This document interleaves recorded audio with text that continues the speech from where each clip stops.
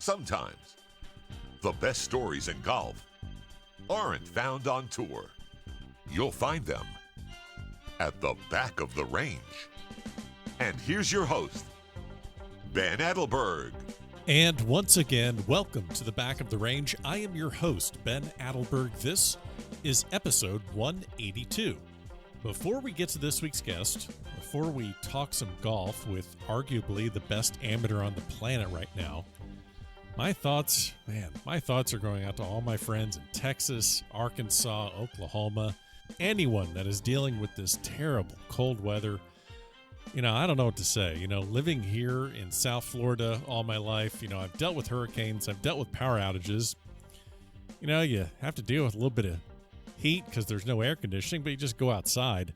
I can't even fathom being in your own home without any power and having it be near freezing or below in your own damn house. So to everyone that is listening right now that's dealing with this terrible situation, hang in there. I hope that this podcast gives you some sort of a break, takes your mind off what you're dealing with in some small way. I was actually supposed to be in Houston this past weekend covering the All-America Collegiate event, the University of Houston's host tournament. That event was ultimately canceled. Hope that it's going to get rescheduled soon, and if it is, I'll be down there covering it. Looking forward to getting back to Texas as soon as the weather improves. Really excited about the next few weeks here at the back of the range. Some incredible guests with tons of variety. Collegiate players, we got a senior amateur legend, got some mid-ams, and a surprise guest that I am so excited about. I'm not going to jinx it. It is going to happen. It's already planned. But I can't announce the person's name until it's recorded. Them's the rules. But I'm telling you, it is going to be awesome. I cannot wait to bring this episode to you.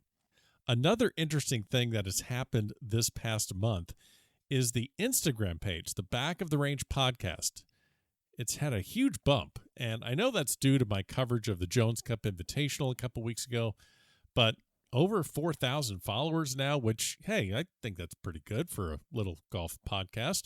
Make sure you're following there. The handle, again, is the Back of the Range podcast. That's where I post all of the photos and videos and then clips of future episodes.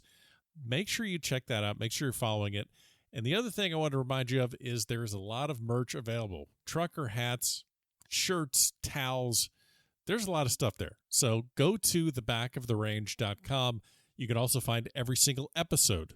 So that is the hub of this podcast. You all know that by now, but doesn't hurt to remind you.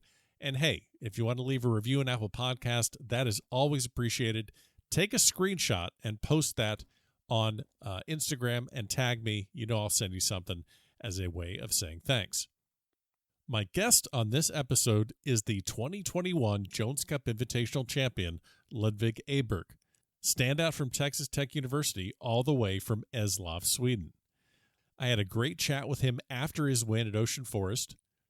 Definitely wanted to have him on the podcast as quickly as possible to recap the win a little bit, but also to get some backstory. It's not uncommon to see Europeans heading over to the United States to play their collegiate golf, but I absolutely had to learn more about how Ludvig made it from Sweden to Lubbock, Texas. After his win, Ludvig vaulted all the way up to number 10 in the World Amateur Golf Rankings, and I have a feeling that he's going to be moving up even more. Now, you know that the mojo is real. If you don't know what the mojo is, it's a fact. Anytime someone comes on the podcast or they record their episode, even if it hasn't posted yet, they get the mojo. They get good luck coming their way. So Ludvig left Sea Island to go back to Texas, and then thankfully his team got out of there before they were socked in by the snow, and they headed to California to play in the Prestige Invitational in Palm Springs. Does the mojo travel all the way across the country? Well, that's a dumb question. Of course it does. Ludvig, yesterday, tied for first with Jacob Olesen and Trevor Werbelow. And before you ask if they went to a playoff, no, they are sharing the individual title. And no, Ludvig wasn't thrilled about that. I spoke to him last night, and he wanted a playoff. But hey, T1 is better than T2. So that's 2 wins back-to-back for the Swede. And by the way, that's 2 members of the Texas Tech team that are in the top 10 World Amateur Golf Rankings, the other one being Sandy Scott. So let's get started with this episode. Thrilled to have the 2021 Jones Cup Invitational Champion here at the back of the range, Ludvig, how are you? I'm good. Thanks for having me. Absolutely. Last time we saw each other was, I guess, a week ago, 10 days, something like that, in Sea Island, Georgia, braving the elements. But you've been on kind of a whirlwind since picking up the win at the Jones Cup. Now you're all the way out in California. Let me get caught up. Where are you now? And talk to me about the last week. Yeah. So we got to Palm Springs yesterday. We're playing a tournament here next week, starting Monday with Texas Tech. So yeah, flew out from Lubbock yesterday. It was really, really cold. We had snow chaos. We were actually supposed to fly out today, but because of weather, coach decided to move it up a day, and we left yesterday. So really, really happy about that, and to be in sunny California. Yeah, it's I was actually supposed to, today we're recording this on February 13th on Saturday. I was supposed to be in Houston at the All-America Intercollegiate, and that got canceled, and you guys got lucky enough to make the move to California. So at least you're getting to continue to play golf. We spoke briefly before we started recording about what your week has been like, just coming off of this massive win on the amateur circuit at the Jones Cup. I know you've won collegiate events in the past. You've won the Sun City. You've won professional events in Sweden, your home country. We're going to talk about that. But what is for people that maybe see the posting of the trophy and the champion smiling, they don't really get to understand what happens next. What has happened the last week? What has been like? What's it been like? Yeah, it's been fun. Obviously got back to Texas the day after, and a bunch of media. All this media attention is, I wouldn't necessarily call it's new to me. Right. I've been there before, and obviously winning tournaments before, but it's always good fun to do interviews and on the radio and podcasts, and not only here in the States, but also back home in Sweden. Right. So it's been a lot of fun, a lot of intense few days, if you will.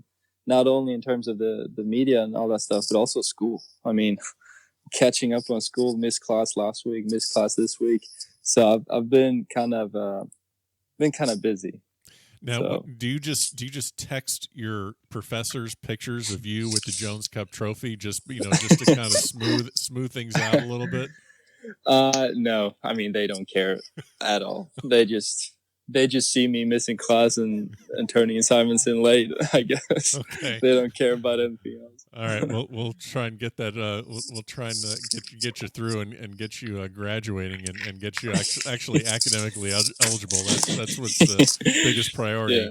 Yeah, that's step one. Yeah, you mentioned home, and I before we talk a little bit about Lubbock, Texas, which we're gonna have a field day with the just moving from Eslöv, Sweden to Lubbock, Texas, because I can't wait to ask you about this. But so you grow up in Sweden. Eslöv is southern tip, I guess, of Sweden. That's kind of near Denmark. Here in the States, when people think of Sweden, they immediately think of Stockholm and maybe think of skiing and winter sports. And unless you're a really serious golfer and you follow the PGA Tour and names like Stenson and Sorenstam and Norlander and Hageman and Parnevik, unless you know those names, you may not think of golf in Sweden in the same category. But Eslöv, you have a golf course in town. Talk to me a little bit about your starting in the game. How do you get into golf in Eslöv, Sweden? Yeah, like you mentioned, if you think of Sweden, you think of skiing, you think of the cold, the winter sports, and ice hockey and all that stuff. But actually, where I live or where I grew up in the South, it's not as big. Because I mean, we still get really, really cold weather in the winters, but it's not like we don't get like tons of snow. We don't get like obviously for periods of times, over usually in January, February, it gets pretty cold, but not really, winter wonderland. So I grew up playing a bunch of different sports, mainly soccer. But my dad played golf. He's been playing golf for like 35 years. So he brought me into the game from a very young age. I guess I was like 3, 4, 5 years old when I got out to the golf club and hit, with plastic clubs and all that stuff. But Sure. golf was never really my first love in sport. It was always soccer, and it was like that pretty much up until high school, really.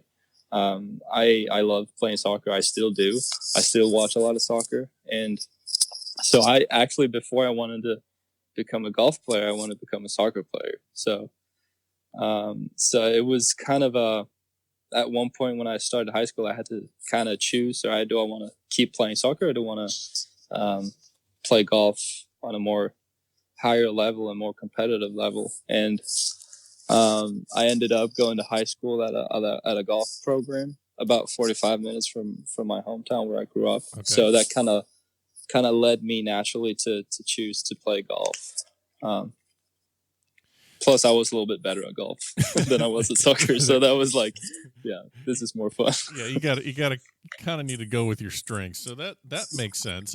Because I was curious when I looked at and by the way, your home club Eslov, they already have the picture of you from the Jones Cup on their website, so I'm sure they're very proud of your accomplishments. And but I'm looking at their website, and it's a little different than and I could be 100% wrong, but it's a little bit different than what I see here in the States. It looks very much where they have set up, there's regular competitions within the club, and there's a junior program, and there's lessons, and it doesn't look like, and maybe this is just a cultural thing, and that's why I wanted to ask you, was it just I show up at the golf course and find my way, or did you kind of have a clear path put in front of you of how to progress in the game?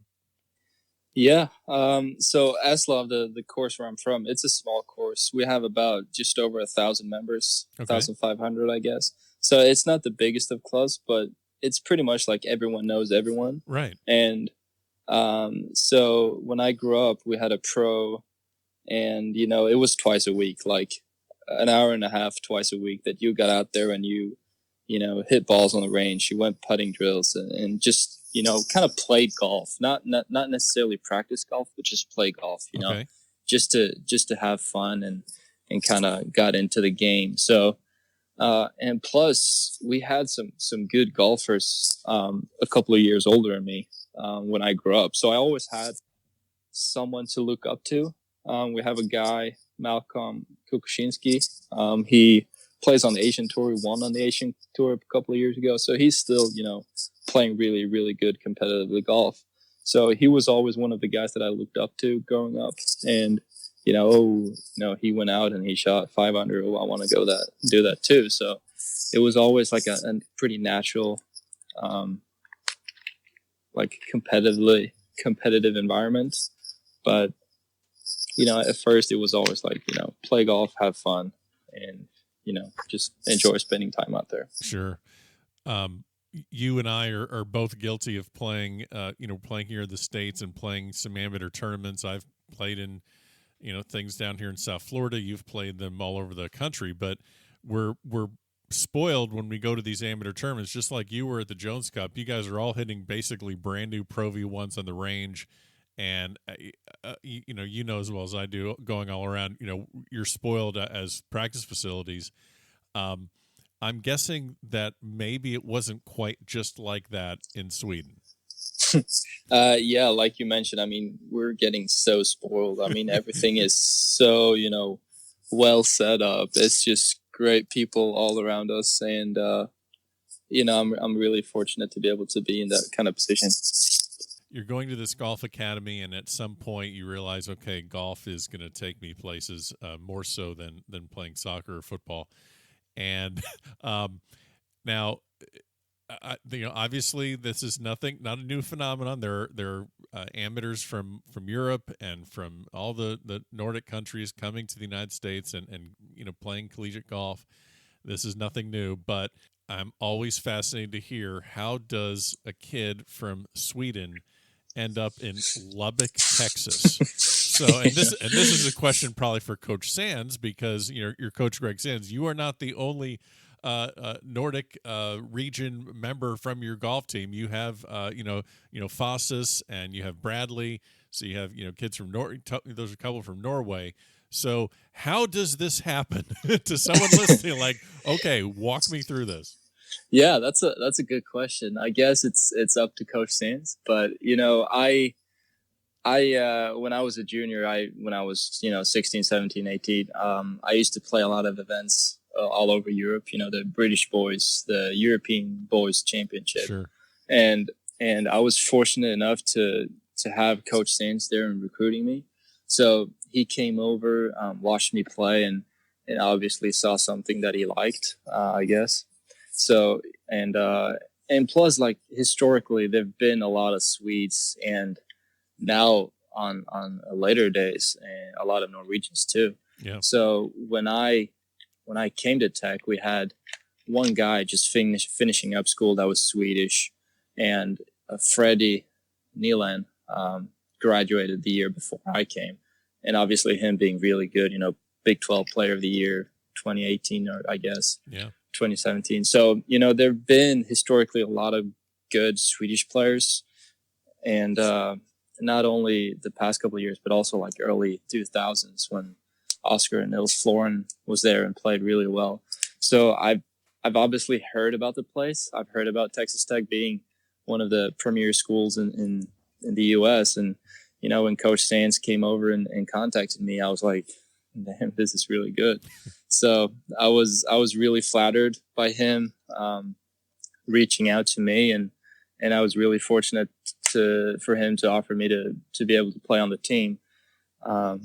So, and plus at the time when I got recruited, they had a Mikkel Bjørk Andresen was the assistant coach, and him being Norwegian made it kind of easier for me to adapt and acclimate, in terms of I could speak Swedish and Norwegian. It's pretty similar, so we can speak the same native language.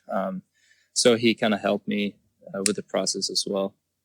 It's kind of similar to what's going on at Oklahoma State, where basically it's kind of where Hovland went to Oklahoma State, basically by following Chris Ventura. So almost like just setting up a pipeline. Now, obviously this is great. You're thinking, okay, I'm going to go to the United States and Texas and, a big, huge program, but still you don't know anything yet probably about Lubbock, Texas, population 250,000.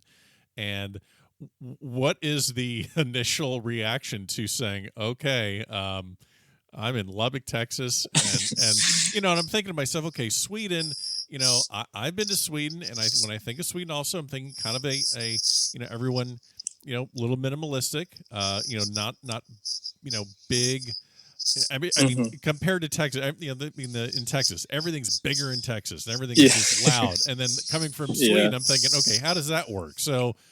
So how does that work coming to Lubbock? That's also a good question, man. You got some good questions. But yeah, when I went to a visit when I was a junior in high school, I believe that was my first visit. I went on 2 visits, one my junior year and one of my senior year. So I had been to Lubbock before I enrolled in classes and on the team. So I knew what I expected it how it was. So it is a big culture change. I mean, coming from a small town in Sweden with about like 15,000 or 20,000 inhabitants, to come to Lubbock where it's like 250,000, it's a big change. And I'd say it took me some time to get used to that.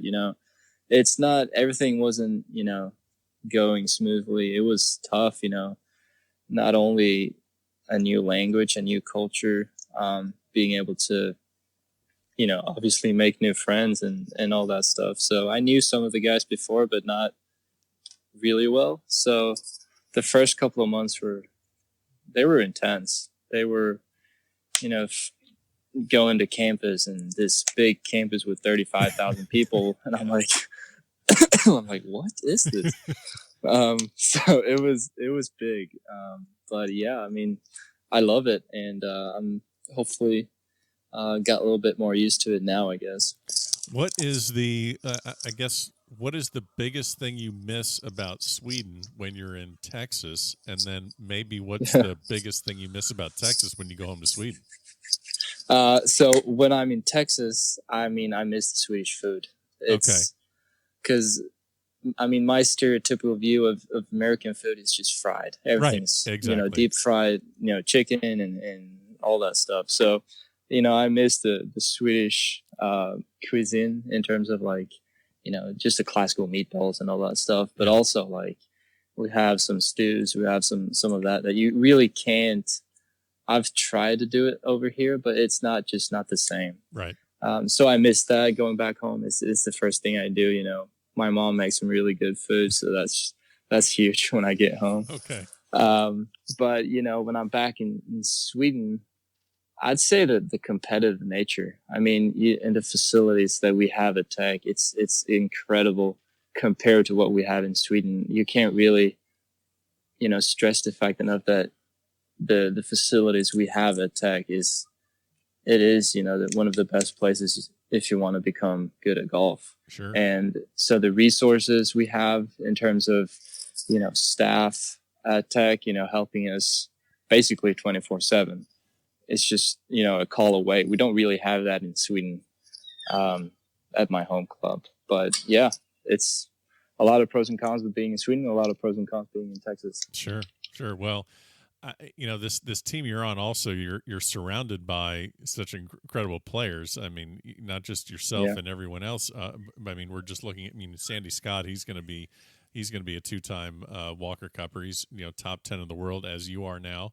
And then, obviously, Kyle Hogan picks up a win at Merido. He's going to play in the Houston Open. And then you have now an RSM Classic start waiting for you on the PGA Tour, thanks to your Jones Cup win. So you're surrounded by greatness at all times. Before I ask you a little bit about just recapping the Jones Cup, there's something I want to ask you about these 2 wins that you picked up last year, the Nordic Golf League. So you go back home since COVID shuts everything down last year. You pretty much go home. Just to make sure I understand the timetable right, pretty much everything shuts down around mid-March. Do you just go home then? Correct. So you just go home then and just basically handle classwork from there? Is that pretty much what you did? Yeah, correct. So we were actually supposed to play a tournament in Phoenix. Okay. In Arizona, Phoenix. So we played the practice round, and so we teed off on the first hole in the practice round. And, we've heard a lot of guys saying that, some teams might pull out and some teams might go home. But we're like, nah, that's not going to happen. We're going to keep playing. Right. And when we were on the second green of the practice round, coach comes up to us and say, hey, the tournament is canceled. So so we kept playing, had just a little competitive, within the team. And 2 days later, I'm on a flight back home to Sweden. And so I'm like, geez, that happened really, really quickly. Right. So I wasn't really prepared of it because, we flew back to Texas the day after.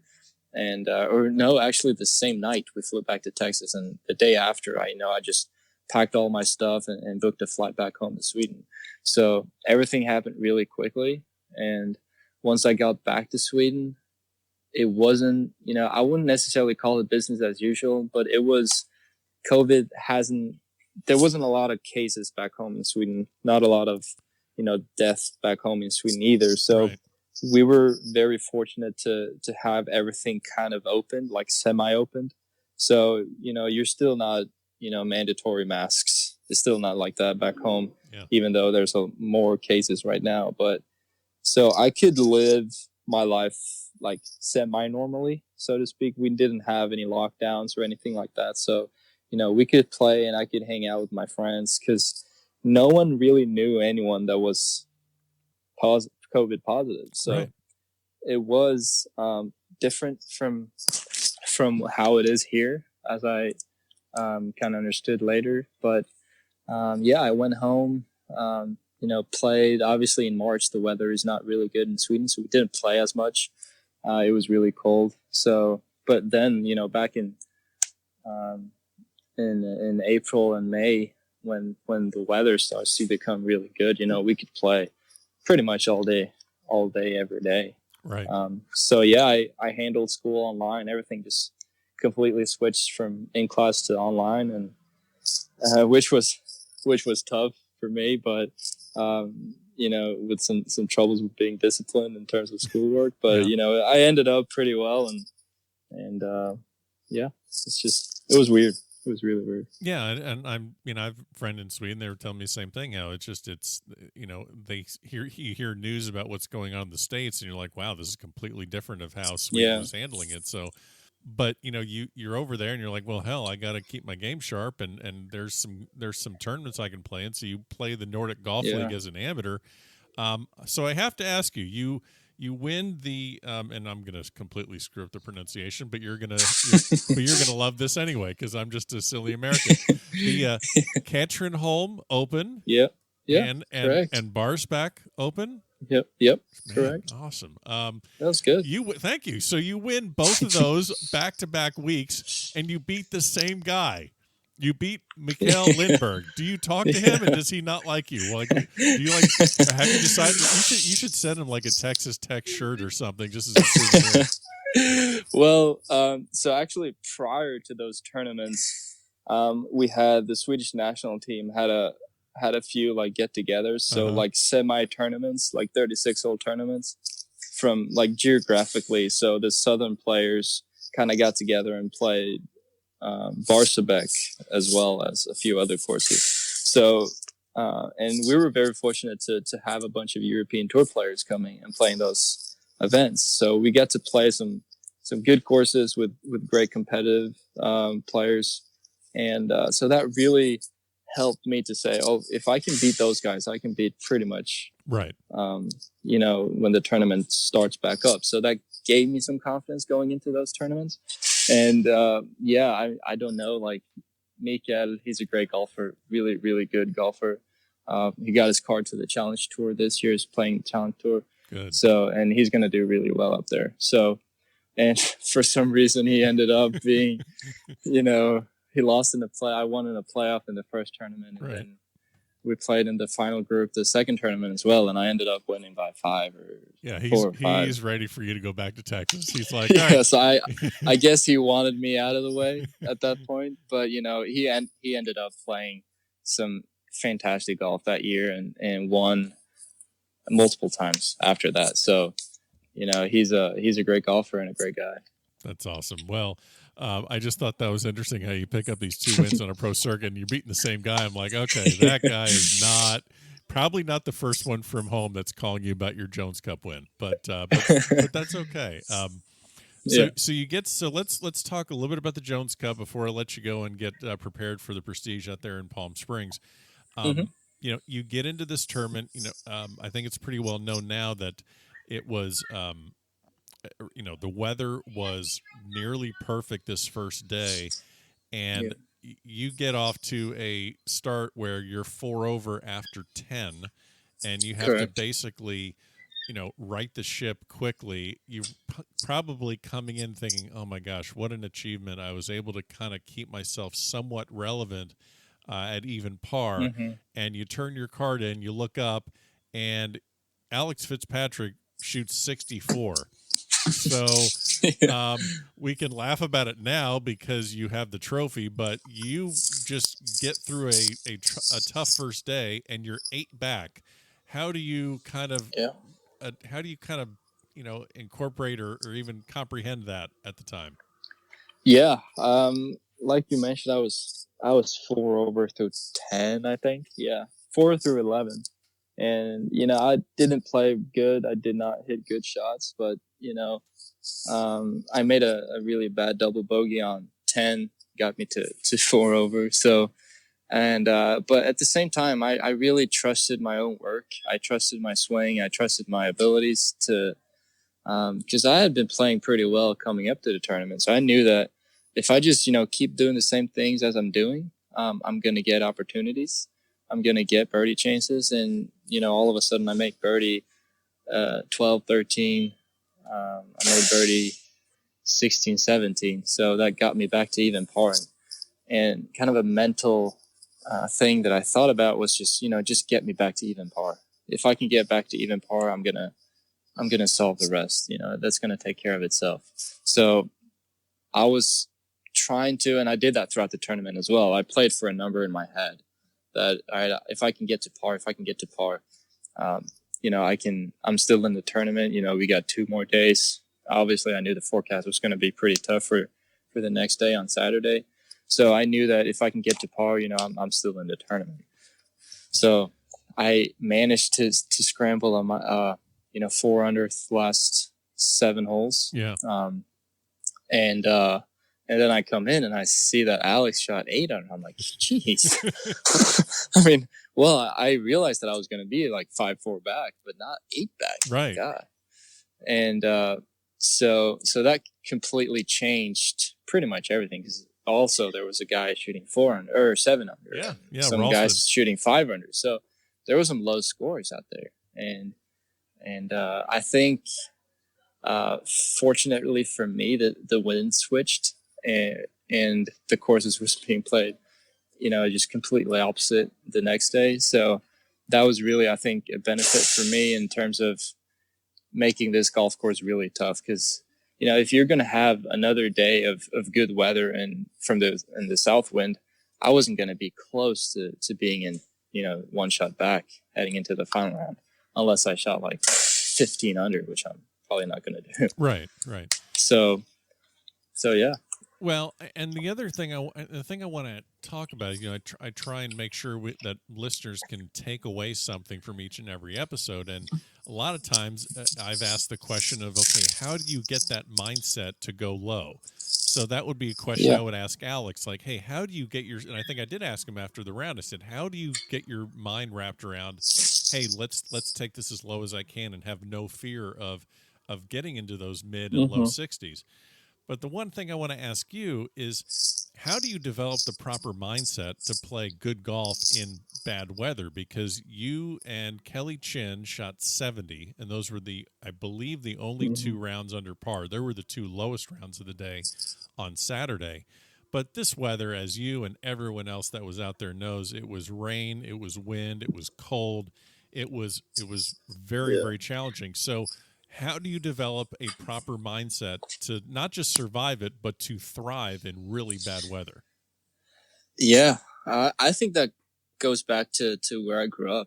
I grew up in Sweden where, we don't get good weather all the time. We can get, even though it's the middle of the summer, we can get, really, really cold, blowing, 30s and raining coming sideways. So I knew that, I've been there before. I've been playing good golf in bad weather before.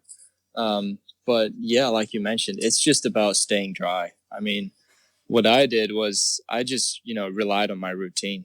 Cause I knew that, I've been playing good golf in great weather. And so why wouldn't I be able to play golf in bad weather? I mean, obviously the course was, I was talking to a couple of guys and the par was around 77. I think the average score was around 77. Which is 5 over. Right. Yeah.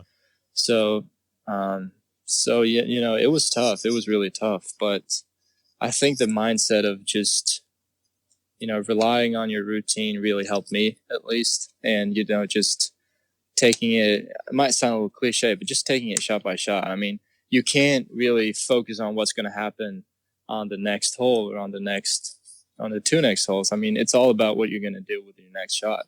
And I think one thing that I did really well was, you can't play aggressively on all holes. I mean, you got to just make sure that you're on the correct side. Make sure that you have the easiest chip coming back. Because if you're not having the easiest chip coming back, you're not going to make up and downs. Right. You're not going to make pars. Because obviously no one's going to miss or no one's going to hit every green. So you're going to make sure that your scrambling is good. And so that comes back to your preparations and, to what you did in before the rounds even started. And another thing I did pretty well was I visualized success. I think that's a culture we have at Texas Tech that Coach Sands really incorporated, that, you visualize you doing good things, and you do that before the round, you do that during the round, and you do that after the round. It's something that, really helped me, because the day before I knew the weather was going to be bad, but I also visualized myself playing good golf, and I visualized myself, hitting good shots. So I think that really helped me. Obviously, it did. It really, you basically erased the entire debt of strokes that you had to the leaders, Yeah. and you came in basically one shot back heading into this final round. And I had the fortune of following the final two groups, and I'm just looking at the six guys that were playing in here. So you're in the final group along with Spencer Ralston, who I think has played in 5 or 6 Jones Cups. He's a senior at Georgia. Obviously, we mentioned Alex Fitzpatrick from Wake, who shot that 64. And then the group right behind you, the group right in front of you, all you have is Cole Hammer, Davis Thompson, and David Ford. And another thing I wanted to make sure listeners understood, how do you go into a round where obviously you're a very well accomplished amateur both in Texas and in Europe, but you do probably understand and realize that some of these guys have names that are a little bit more recognizable than yours. Mm-hmm. Is that, absolutely. and you probably have faced that in other tournaments and other experiences in your college career or in your amateur career. How do you get past the fact that, hey, they maybe have a bigger name, but that doesn't matter. Did you think about that at all going into the final round, or had you had no, necessarily not. Okay. Because I really felt like I trusted my own game. It was more of a sense of a confidence, not really. I mean, it's not cocky, not at all cocky. It's just confidence, basically, that I feel like I can compete and I can beat all those guys.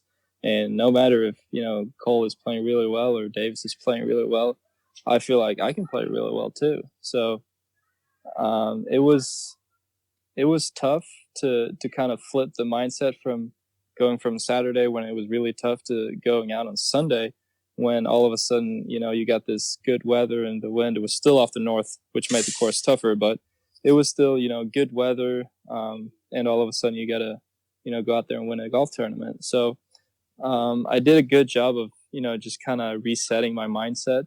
And it came back to what I did the night before. And, when I visualized myself playing good golf, even on Sunday, and what I did in my preparations and, what I did during the round as well.